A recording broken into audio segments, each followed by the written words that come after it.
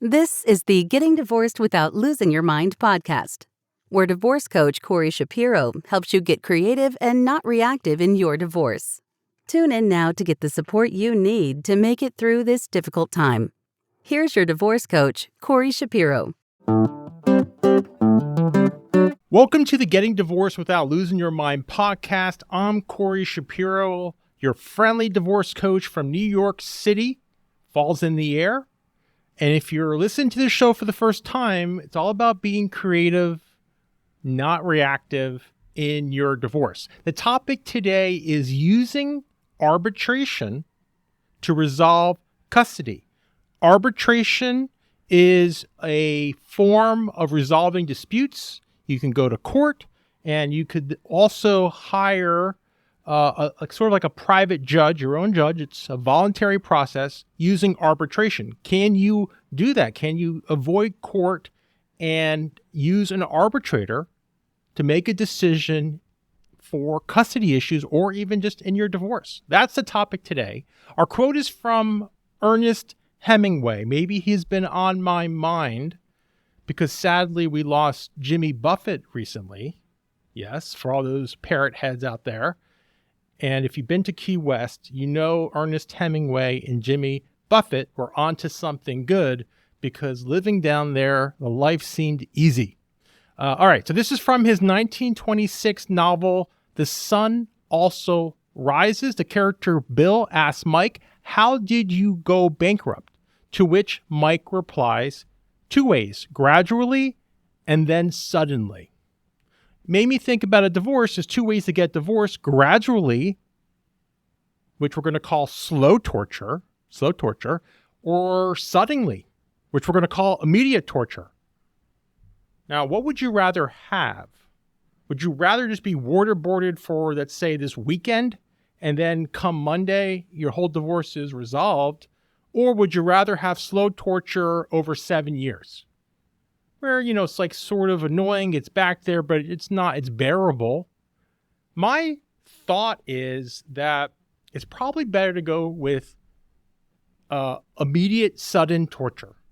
Just get it over with, rip that Band-Aid off. Because even if it's just slow torture, it's just going to take away from things. It's going to be harder for you to move on with your life. So let's just get rid of the hard stuff now. We're not going to procrastinate. We're going to do things now, and then hopefully we can move on.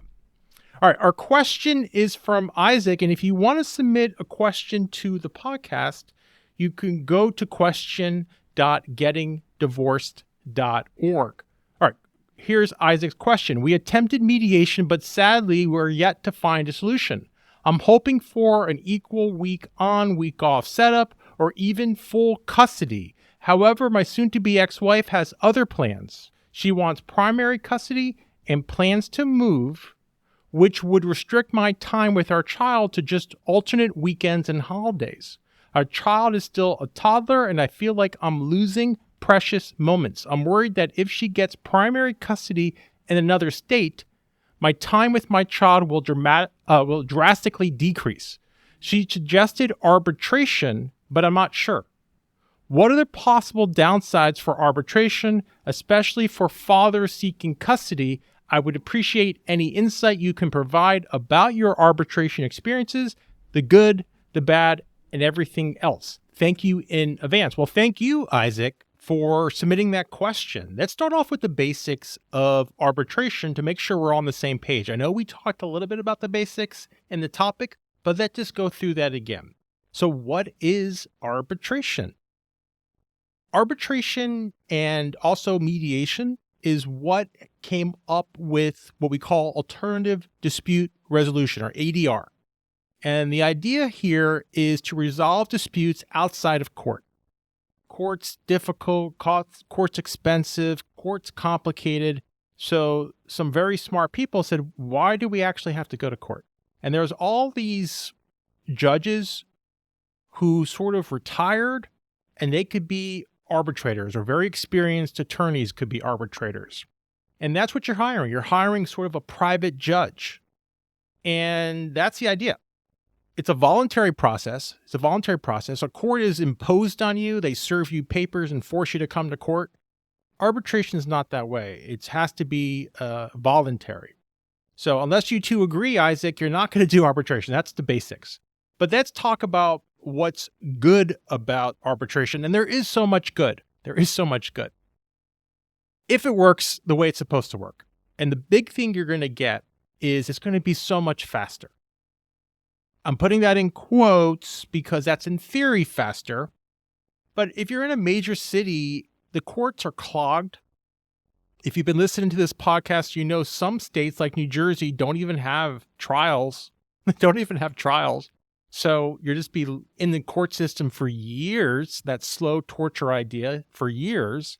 And here, if the judge is like, listen, I can't really do a trial until 2026, but I could refer you to an arbitrator who can resolve this year, that sounds appealing to many people. Assuming both people want to move faster. That's a whole topic in of itself. So in theory, yes, the good is it could be faster. It could be cheaper. Cheaper in the sense of, one thing people don't realize is when you go to court and you have a trial, it's not necessarily day to day. So people think like you prepare for trial and you come to court and the court's just going to clear their schedule and you're going to have, court days on Monday, Tuesday, Wednesday, Thursday, maybe Friday the judge takes off for other cases, and then Monday you come back on. That's not how it works in most cases. How it works is you might get 2 days of trial, 3 days. The court might be juggling other cases because they might have 3 cases on one day. They don't know who's going to settle, who's not going to settle. They have to use their time wisely. When you hire that arbitrator, you could block out 2 weeks. And you know why you could do that? Because you're paying for the arbitrator's time. The arbitrator is going to be like, great. You're not paying directly for the judge's time. One of the cheapest things that, at least here in New York, I can think of, and I'm probably all over, is if you want an amazing judge, it only costs $210. That's all you pay to start a court case here in New York. It could be other fees, other places. And then maybe like another $100 to actually get the judge. So it's like $300. I don't even think $300 is going to pay for 1 hour of an arbitrator's time. So just think of that. Okay, what's the bad? The bad is, and this is a public policy issue, you might not be able in your state, you have to double check this with your lawyers, to even use arbitration to resolve custody issues. Here in New York, we can't do it for some reason. The theory is the court is like the ultimate parent. They don't want to, give that power to an arbitrator. Only the court can decide those issues.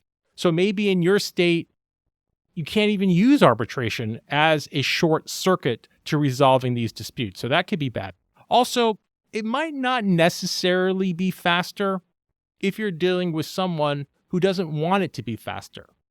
Because remember, all this is voluntary. So like literally you could have that first day of trial and the person's like, oh, I'm sick. Oh, I'm not prepared. And what's the arbitrator going to do? They can't hold you in contempt. They don't have the same powers as a judge does. They're just going to reschedule it and reschedule it. And there's going to come a time when you realize the other side's just playing games. So that could be bad. And then you have to just go back to court. And I think the ugly is the idea is any resolution of custody issues where that's decided by a third party can be problematic long term. So if you want, primary custody and the other side wants primary custody and you guys can't agree on 50-50, or one person wants to move here, one person wants to move there, there's just going to be bad blood if there's a decision by a third party. One person's going to be happier, one person's going to be upset. And for all those years, all those exchanges, all that time and energy and holidays and graduations, it's never going to end. So that's the ugly. The ugly is, even if it's arbitration, it's always best to resolve custody issues, especially privately. So a lot of these arbitrators may be really pushing a settlement. and you will have a lot of time with that arbitrator. I would think most arbitrators, not all, to really work through a settlement with a very experienced arbitrator. So it could be ugly if the arbitrator has to make a decision, someone's really unhappy, but there is a silver lining that maybe it can lead to a resolution, maybe give you the type of services you need to resolve your case. Okay, in divorce news, it made me think about this idea of speed. Isaac, you brought up speed. So I read this recent opinion piece by a journalist for the New York Times who also writes amazing books, best-selling books, David Brooks. And he basically says that to be happy, marriage matters more than career. And I think he is right, and he's usually right. If you have a career that provides for a basic, comfortable-ish lifestyle, that I do think is right. But if you're struggling and, it's really difficult to pay rent, really difficult to pay back maybe some student loans you might have, or pay child support if you're in that situation, then I think it's hard. But I think he's right. If you have a certain level of income, we all know that relationships and intimate relationships are more important than possessions. For example, I just went on this trip to Ireland. If I went by myself versus going with my fiance and my fiance's family, it's a very different experience. Now, I don't know if he's right 100% if you have to be married, but I do think it's nice to have relationships, and especially intimate relationships. The only proviso I see is where people are in so much pain from their marriage. And usually what happens is they let issues linger for so long. And there's just so much trauma that they really need a break, a reset. And that's that whole grieving. Grieving takes a couple years. It's not going to happen over a few months. And I've had a few clients over the years say to me, I'm not getting married again. I'm done with this. And I don't need them to get married again, but I want them to be happy again. And I do think they will be happier, at least most people, if they found an intimate relationship that really supports them. And I don't think they realize that there could be relationships that really are so supportive. I think their marriage was draining. And I hope their new relationship could be empowering. And that's what I'm looking for. And that's why we're moving to our positive perspective. Yesterday I saw Dumb Money, if I can get that out. And it's this movie that I fully recommend. Amazing. It's about this David and Goliath story about this YouTuber during the pandemic building up GameStop, one of these stocks that wasn't really trading that much, and it went through the roof. The only problem was the Goliaths were these hedge funders who call amateur investors dumb money, who shorted it. So when the stock rose, they were losing a lot of money. I think they lost like $20 or $30 billion. And that movie is really interesting on a side note of what the Goliaths did. And I don't know, that's a whole different story what they did, but there were some real complications of like they stopped trading on Robinhood, one of the apps that the Davids used. But it came up with these two terms that made me think of divorce. It came up with, and they probably didn't come up with it, but they used it. It was diamond hands versus paper hands. Diamond hand is where you hold a stock for the long term. And that was the whole thing. We're going to hold this stock even though it's going up. We want it to go through the moon, is what they said. As high as it can be, despite the risk. Any day people could be selling it and go back down. We're holding it. I don't care. That's a diamond hand. A paper hand, if you're like me as an investor, where if there's a little risk, you're selling. So a lot of those paper hand people are probably like me in index funds. We don't think about it. We'll just worry about it for retirement. Okay, so are you a diamond hand? Are you going to hold your position? Like Isaac, if this so important to you, this custody issue, that you're willing to go to trial. You're willing to suffer the consequences that if you get what you want and the other parent doesn't want it, are you willing to hold the line? Or when the pressure starts, Or are you going to fold? And maybe it's not so important to me. And I would suggest you make this decision as early as possible.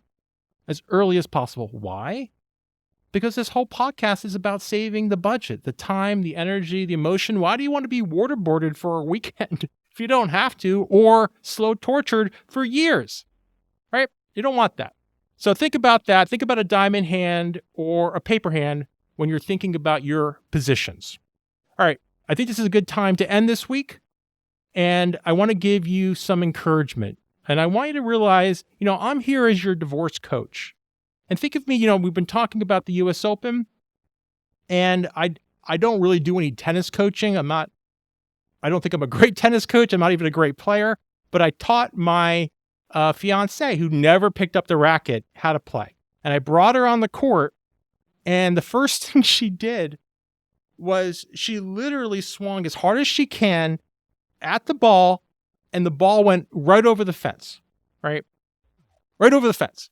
And I was like, oh my God, we got to start in the basics. She doesn't even get a court. So I took her to a wall. And I said, before you get to POW, which I know is so much fun, you have to learn control. And control's hard. And it's not fun. And I want you to just hit the ball 10 times against the wall. And it was hard for her because the ball goes all different places. And when she finally did 10 times, maybe after, let's say, a half an hour of trying to do it, that POW, that 10th shot, was so satisfying because she earned it. And likewise, here, I'm not trying to work in your divorce. This is more for your lawyer to talk about real techniques to get really good in your divorce and, have to prepare for a trial. That's not what a divorce coach does. But what I'm trying to do is stop making you make these bad decisions, these POWs on the first shot that goes off the fence. That's the purpose of this podcast. That's the purpose of my book, Getting Divorced Without Losing Your Mind. That's what got me into this. So think of that as your positive perspective. If I can just slow you down while you're dealing with these difficult issues, and just remember my fiance, POW, and you're like, oh, I'm not supposed to POW. I'm supposed to earn that POW. And there's a right time maybe to take that shot. But you got to earn that shot. And that's very tactical. And that's something you might want to speak to with your attorney. All right. So that's where we are on this podcast. As they say in Ireland, no panic. We're going to be back next week. You can sign up for our newsletter. And until then, I'm Corey Shapiro, your friendly divorce coach, helping you get creative and not reactive during your divorce. Thank you for tuning in to the Getting Divorced Without Losing Your Mind podcast with divorce coach Corey Shapiro. Divorce can be a difficult and overwhelming process, but it doesn't have to be. Corey's book, Getting Divorced Without Losing Your Mind, is here to help you gain clarity, composure, and a strategic mindset. Get it now as an ebook on Amazon or an audiobook on Audible, and unlock the power of these resources to make more informed decisions and gain better understanding of the process. This podcast offers general information only. It cannot replace legal advice. If you need tailored advice, contact an attorney licensed to practice in your area.